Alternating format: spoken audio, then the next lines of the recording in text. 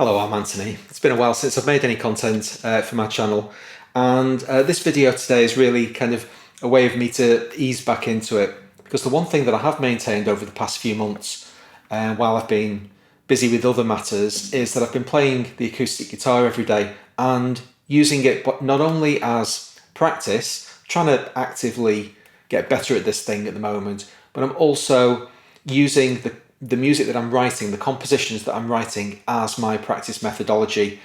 Over the next few weeks, as I get to the point where I've actually finished this piece of music that I'm about to play you, I'm also going to talk about the various methods that I'm using to help me improve on the instrument. So I'm going to play it now. It's about 3 minutes long, and there will be lots of mistakes because the whole point of this is that I can't currently play the piece of music that I've just written. It's more or less finished now, but I can't currently play it.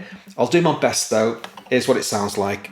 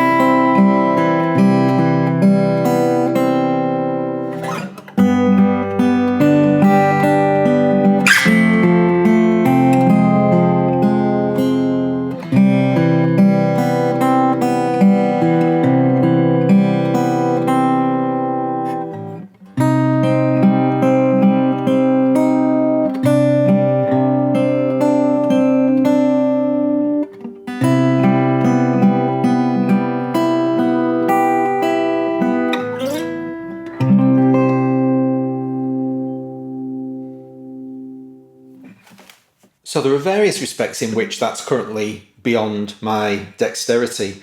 One is that I'm playing this major 7 chord for so long that my hand starts to ache.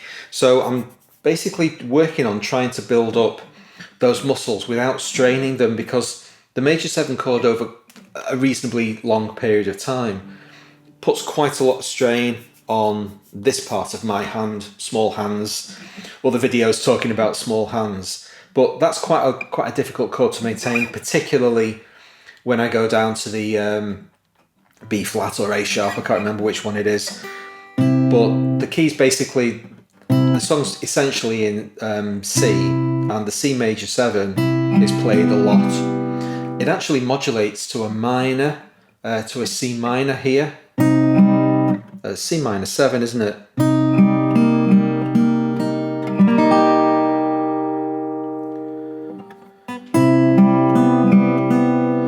Also alternating between the A and the E, which is something that I do in other pieces, but I don't do it consistently well enough. So I'm introducing stuff in this song that I'm writing to stress the things that I'm currently poor at.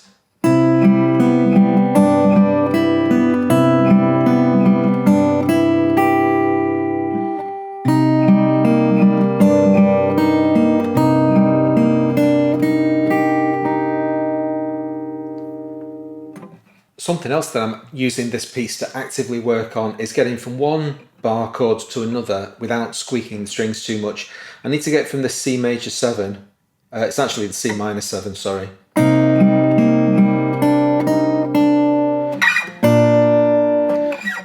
Just learning how to transition between those two chords without that big squeak. This is prevalent in lots of my music, and I use tons of cuts in Cubase. I'll scoop out little areas where I'm sliding down from one string to another. I'm trying to work on it, trying to get better. So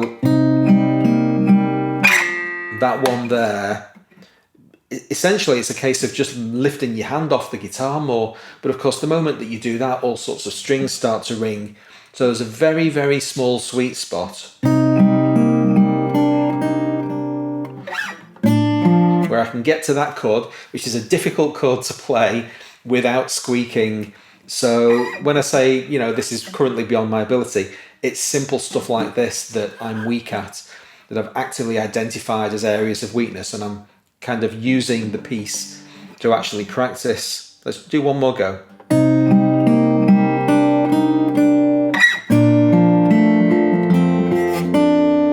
Yeah, you see, I've not quite hit that chord properly, so that something somewhere.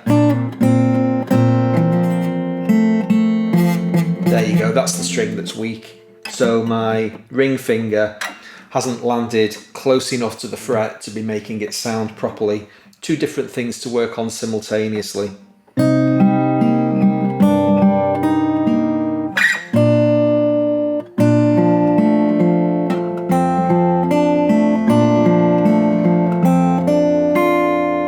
Now this next one actually only got added to the piece of music yesterday. I'm playing this, the B flat major 7.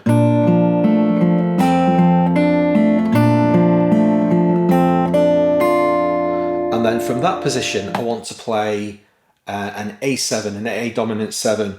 Now, until yesterday, and I've been writing this thing for 2 or 3 months at this point, I was actually forming an A dominant 7 using middle and ring finger, because that's the normal way that you would play that chord. It's just very difficult to do. I was struggling to land properly on the frets, but also make it sound fluid between those two chords. What I discovered, however, is that I can slide my ring and little finger down, and even though it's an odd position to play A dominant 7, it actually works well in the context of just coming out of this major 7. There's still squeaking there because I've only just started practicing this, and even in, I think during the playthrough that I've just done, I think I fluffed this because I'm not used to moving down here yet. I've not got it under my fingers. But this is, I think, guitar writing songcraft, figuring out the easiest way to get from one chord to another. And even if it might end up in an unusual position, playing a chord with these two fingers, it's actually the way to accomplish it in the context of this song. So I don't care what fingers play what notes, as long as it sounds good and it can be achieved from the context of what's just happened and what's going to happen next. Let's give it another go.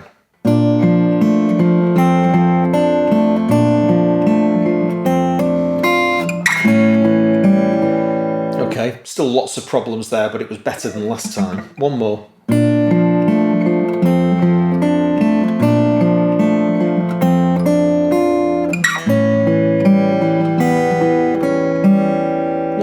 Not bad, but still room for improvement.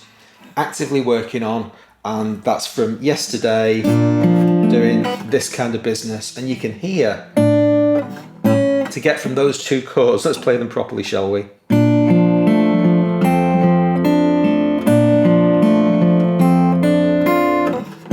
There's no way I have to choke off that first chord in order to give me time to get to the second chord, whereas with this way around, I'm able to let it ring longer in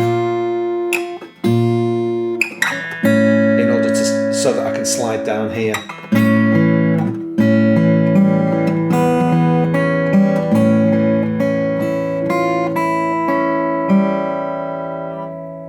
I'm going to stop the chord by chord walkthrough of the piece at the moment because I will be talking about it in subsequent weeks and I can have a look at some of the other chords and some of the challenges. But suffice to say, I'm finding it a very interesting kind of exercise, which is primarily designed to be creative. I like writing music. It's the most interesting thing. It's what keeps my interest in playing a musical instrument at its highest, to be actively composing all the time. And so basically kind of shoehorning that into my practice and using the pieces of music that I'm composing to actively work better at improving on the work harder at getting better on the guitar. I think that's a really great kind of relationship between those two things. Something that I've given thought to in the past, but this time I'm really doubling down. It's actually right at the forefront of my mind throughout both processes, the composition and the practice. So where is all this leading? Well, I want to get to a stage where I have a suite of music on the acoustic guitar that are performance pieces that I can sit down for 2, 3, 4 minutes and play a piece of music that just sounds good all on its own with no accompaniment whatsoever. I wrote a piece of music, the last one that I did, I called it Paradox, and I actually recorded me playing the thing, and the video of me playing that piece is the final version. I haven't played it since, actually. I also recorded that into Cubase and then transcribed it in Guitar Pro as well. So for the very first time, a piece of music that I've written is actually in Guitar Pro, and in a year's time when I've forgotten it, I can come back and relearn my own piece from guitar notation, from tablature. I've also shared that Cubase project and the Guitar Pro tablature with my patrons and channel members. I am so sorry that I've just neglected you for so long. I'm going to try very hard to get back in to the YouTube video making. The last few months have just been too difficult for me to accomplish it, but I am going to try going forwards to make more content and get back up and running as much as possible. So that's the stated goal for the time being, to get myself a little booklet of Guitar Pro tablature of my own music that I can sit down and learn and also, of course, share with you. Because at the moment, playing this thing and trying to get to the point where I'm actually pleasant to my own ears, which I very rarely am, that's basically my main goal. And if I can get that tablated, I've actually got something for posterity. I can print it out and, say this is my acoustic guitar songbook. It's a cool thing to do. I've never considered doing it before, and I'm quite excited about the prospect. Anyway, that's quite enough for today. Hope you've enjoyed the video. Please hit like if you did. Hope to see you again soon. Thanks for watching.